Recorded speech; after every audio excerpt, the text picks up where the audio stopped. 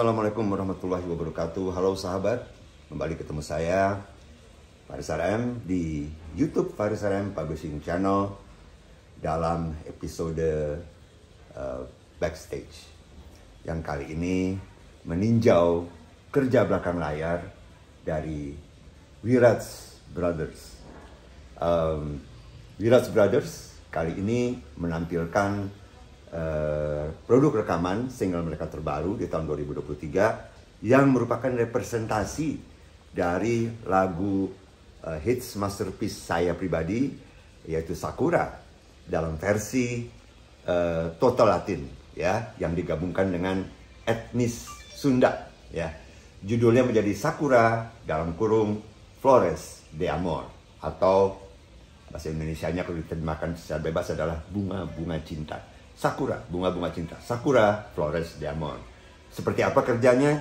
Yuk kita tinjau dan kita lihat bagaimana Iwan Wirats dan saya tentu saja bersama Mas Doni Hardono di DSS Studio ini mengolah kesulitan teknis dalam memproses mixing dan mastering lagu yang didominasi oleh banyak bunyi-bunyian perkusi yang menjadi spesialisasi dari Wirats Brothers.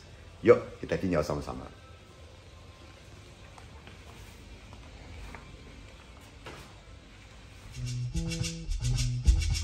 Ntar bagian-bagian mana masuknya lo kasih tau Mas Doni itu ya. Yang mana tinggi, yang mana yang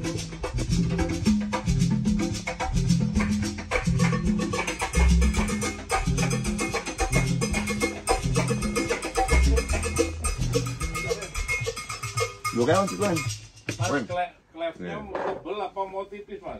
Tipis-tipis aja Mas. Klefnya ya? Lihat Mas Iwan denger ini. Aku bisa pendekin anu loh Mas. Aku bisa pendekin sustain-nya lo kobel. Ini kan? Ini aku kalau tak pendekin.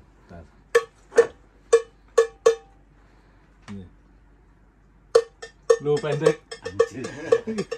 Iwan Wirats, sahabat saya, adalah perkusionis legendaris, perkusionis kawakan yang juga kebetulan berada di formasi grup saya, Faris RM Anthology.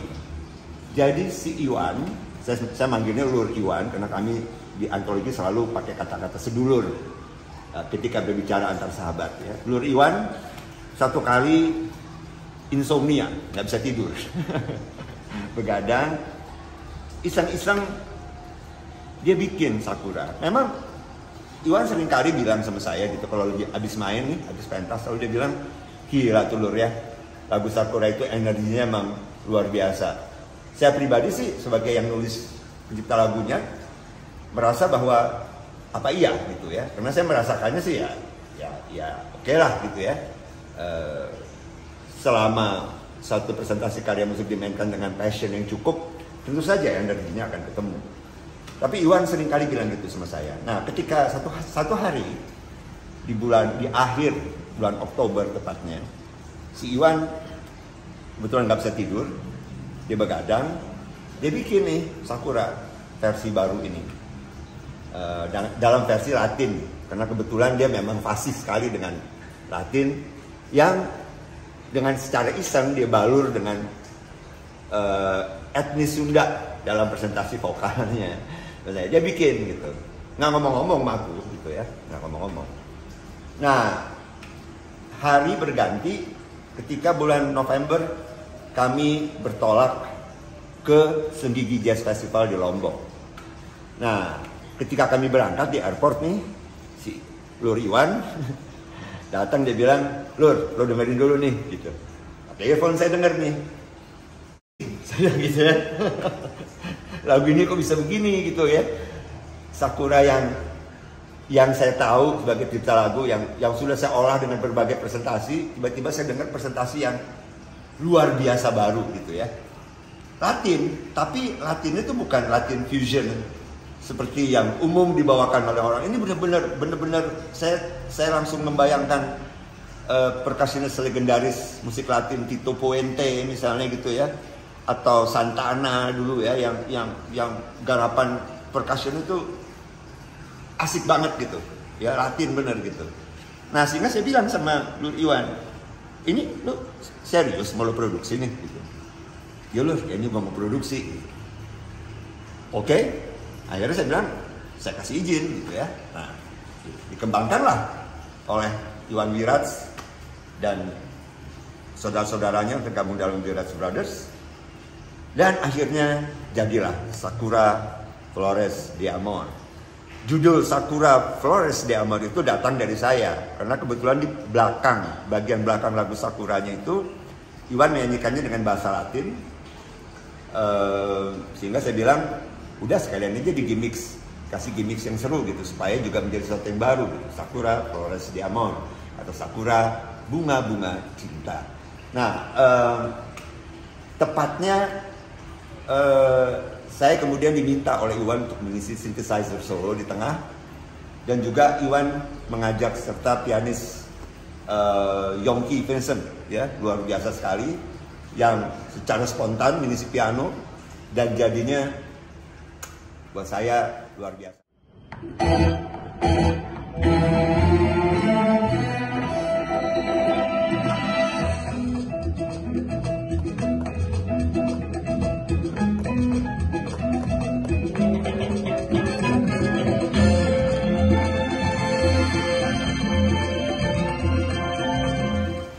Nanti kita akan dengar sedikit komentar dari Iwan Wirats bagaimana dia memulai kerja ini, sehingga akhirnya kemudian saya berinisiatif untuk turun sebagai produser pendukung dalam membiayai produksi mixing dan mastering dari single terbaru Wirats Brothers, Sakura Flores de Amor.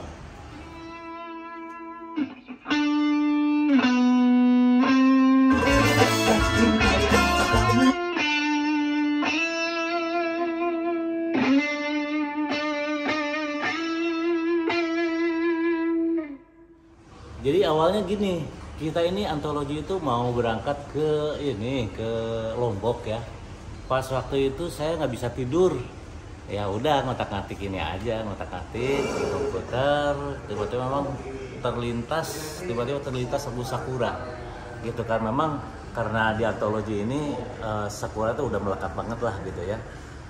Dan mungkin karena sudah mengendap, terstimulasi gitu istilahnya ya, ngebentuk, akhirnya ya dengan latar belakang saya dan adik-adik memang orang Sunda, akhirnya berinisiatif untuk membuat aransemen itu. Ya saya bikin aja pagi-pagi pas saya berangkat, didengerin, nih Lur, dengerin gini-gini, ternyata dia respon gitu.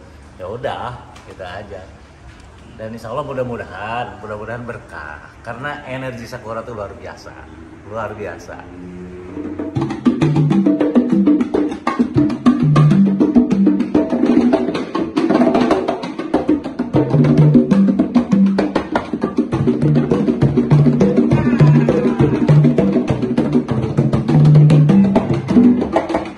Kalau perlu dipotong nggak apa-apa juga, ya. Kalau misalnya jadi potong dipotong nggak apa-apa.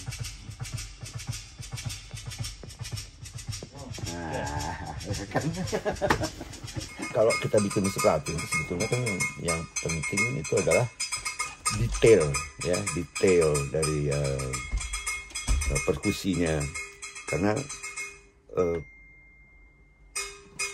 banyak timbre, semuanya ritmis, jadi mesti benar-benar dicari frekuensi yang detail sehingga dia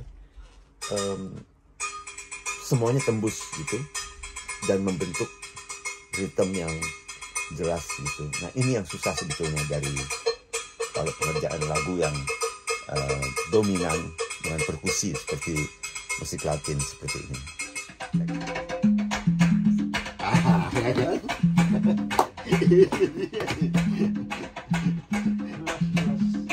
Jelas gitu, detail gitu loh.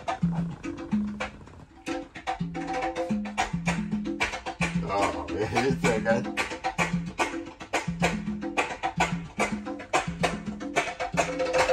Dari sini aja nih kita dengar udah white udah berasa kan. Wira's Brother ini untuk single yang ini kenapa kami memilih lagu Sakura. Oke, selain faktor ada kesamaan nuansa Jepang sama Sunda terutama, itu ada keselarasan ini tangan nada sebetulnya. Kalau Jepang itu kan pentatonik ya. Nah kalau di Sunda tuh ada namanya laras madunda. Makanya saya punya ide untuk memasukkan kolaborasi nada pentatonik dengan kecapi, sama sekalian dengan memakai ornamen tembang di awalnya gitu, karena supaya ada kesan ketimurannya. Nah masalah rhythm itu dibungkus karena memang Wira's Brother ini memang kapasitasnya kita memang sebagai Latin percussionist gitu, jadi otomatis kita memakai rhythm Cuban gitu. Jadi ada 3 budaya nih, ada Sunda, ada Jepang, ada Cuban.